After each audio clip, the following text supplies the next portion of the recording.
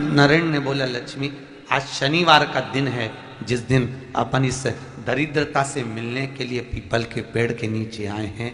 हिंदू धर्म में ये दिन पीपल के वृक्ष के लिए पूजनीय होगा। जो भी शनिवार के दिन पीपल के वृक्ष की पूजन करेगा, दूध चढ़ाएगा या मिष्ठान का भोग लगाएगा, लक्ष्मी और नारायण उसके घर में प्रवेश कर जाएगा। लक्ष्मी और नारायण उसके घर में प्रवेश करेगा, इसलिए नियम बनाया। कौन से दिन का? शनिवार। लक्ष्मी जी बोली, नारायण आपने तो एक दिन का वार लिख दिया। शंकर जी ने 7 वार बनाए हैं, रविवार, सोमवार, मंगल, बुध, गुरु, शुक्र और शनि। ये शिव जी ने बनाए। अब एक दिन आपने अपना बना लिया, बाकी के दिन अगर कोई इस पीपल के वृक्ष के नीचे आएगा और यहां तो दरिद्रता बैठी है, तो उसका क्या होगा?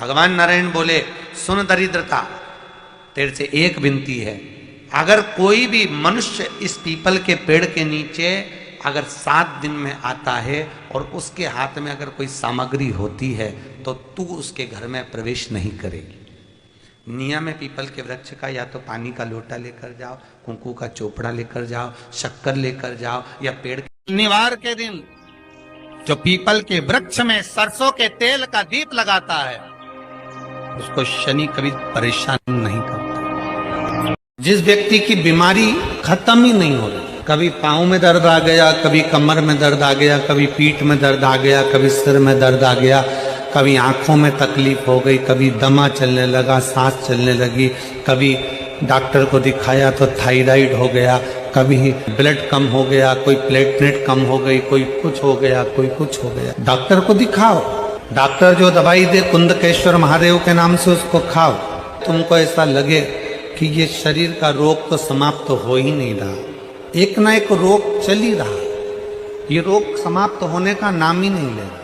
पिपलेश्वर महादेव का नाम लेकर और पिपलेश्वर महादेव का नाम लेकर किसी भी शिवालय में, शंकर के मंदिर में जाकर एक बेलपत्र रखकर उस जो प्रसाद तुम बना कर ले गए हो, जो तुम भोग बना कर ले गए हो, उसका स्पर्श कर कर पिपलेश्वर महादेव का नाम लेकर शंकर को उस भोग को रखकर, बेलपत्र रखकर शिव जी को 7 बार एक ही लोटे का जल, केवल एक लोटे का जल 7 बार उत्तर की ओर मुख कर कर दक्षिण में खड़े होकर शंकर के शिवालय पर 7 बार एक ही लोटे का जल 7 बार थोड़ा थोड़ा कर कर उसको गिरा देगा, शिव जी के ऊपर चढ़ा देगा 7 बार। बाद में जो प्रसाद पर आपने बेलपत्र रखी है उसी बेलपत्री को उठाकर शंकर के शिवलिंग पर चढ़ा दे। बाबा को प्रणाम करिए, बाबा मेरे शरीर का रोग समाप्त नहीं हो रहा। किसी भी दिन पिपलेश्वर महादेव का नाम लेकर वो चढ़ी हुई बेलपत्री लियाओ, प्रसाद लियाओ, घर पर आने पर जैसे ही घर के अंदर प्रवेश करो सबसे पहले बेलपत्री को चबा चबा कर खा लो। फिर वो जो प्रसाद है उस प्रसाद को 7 गांठ से थोड़ी थोड़ी देर में 7 बार में उसको खा लेना। बाबा देवाधिदेव महादेव का नाम लेकर, पिपलेश्वर देव का नाम लेकर प्रणाम कर कर जल का आचमन, हाथ की हथेली में जल लेकर 7 बार आचमन कर लीजिए और शिव का, पिपलेश्वर महादेव का नाम ले लीजिए। धीरे धीरे 15 दिन लगेंगे और 15 दिन में बीमारियां अपने आप कम होना प्रारंभ हो जाएगी और बाबा आपका हाथ पकड़कर आगे बढ़ाएंगे। एक बात हमेशा ध्यान रखिएगा, मान लो अगर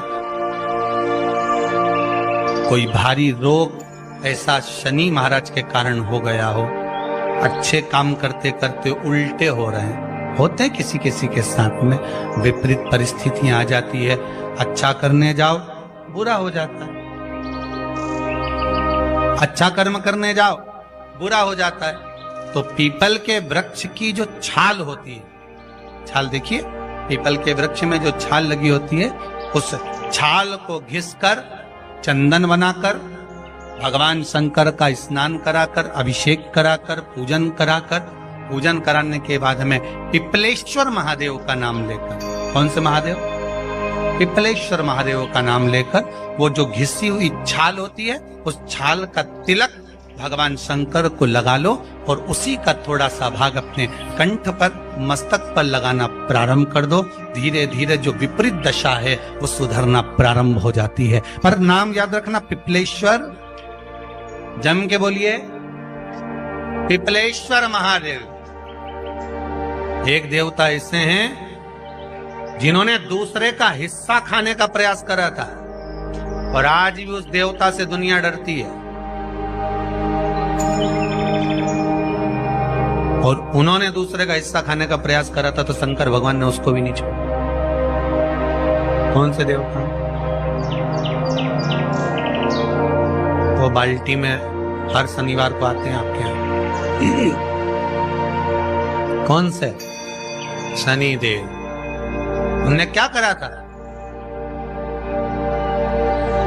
भगवान सूर्य नारायण ने अपने सारे पुत्रों को देखा, सारे पुत्रों,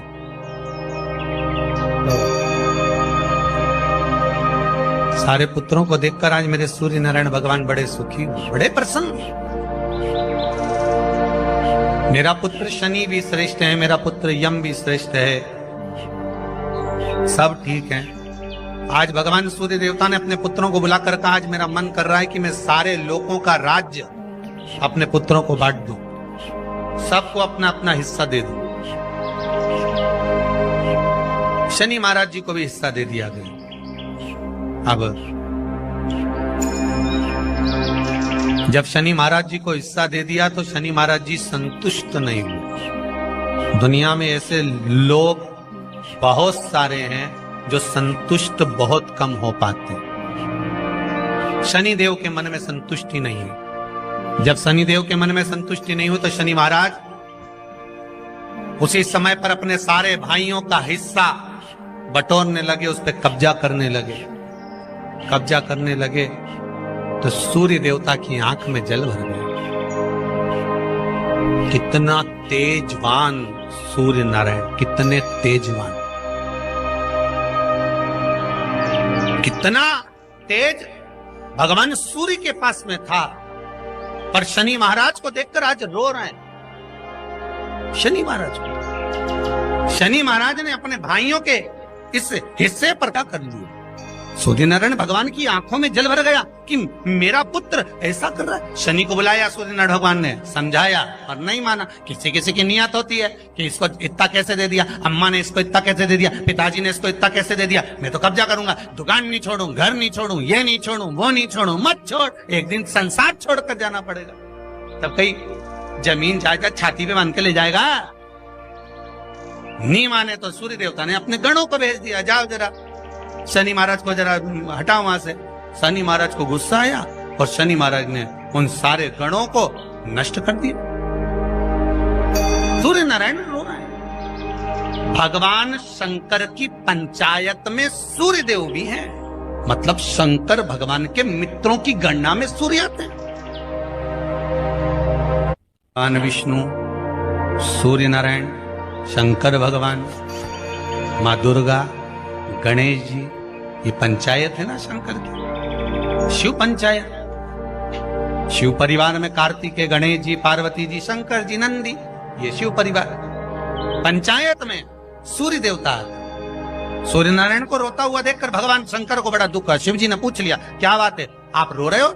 नारायण क्या हो गया? मेरा बेटा मानने को तैयार नहीं है। आप चिंता मत करो, अभी देखता हूं मैं जाकर। और भगवान शंकर ने जाकर तुरंत सूर्य नारायण भगवान के कहने पर शनि देव को जाकर समझाया। इतने में तो शनि देव आग बबूला हो गए। आग बबूला होकर शनि देव ने कहा, ए शिव, आप मुझे जानते नहीं हो? शंकर भगवान ने कहा, क्या जानना है ये बताओ, क्या जानना है ये बताओ। शनि देव कहते हैं, आप मेरी दृष्टि को नहीं जानते। शंकर भगवान ने कहा, तू भी नहीं जानता कि तेरी दृष्टि खराब कैसे हुई। तेरी दृष्टि को श्राप किसका लगा है तुझे नहीं मालूम क्या? शंकर भगवान ने जब समझाना चालू करा कि देख शनि देव, तुम तो कह रहे हो, तुम तो बोल रहे हो कि मेरी दृष्टि नहीं जानते। हम जानते हैं आपकी दृष्टि, मना नहीं है, जाना,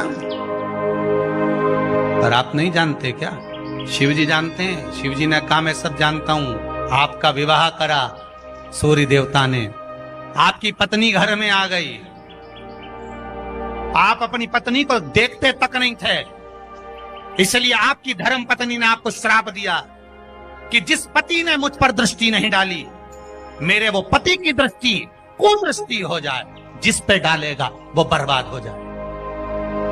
शनि महाराज ने कहा आप मेरी पत्नी की याद मत दिलाओ। शंकर भगवान बोले ए शनि, फिर समझा रहा हूं, हिस्सा छोड़ेगा कि नहीं छोड़ेगा? शनि बोले नहीं छोड़ूंगा। शंकर भगवान ने उठाया, पीपल के पेड़ के नीचे ले गए और पीपल। श्री शिवाय नमस्तुभ्यम। जैसा गुरुजी ने बताया है, शनिवार को पीपल के वृक्ष के नीचे दीप अवश्य लगाएं। श्री शिवाय नमस्तुभ्यम।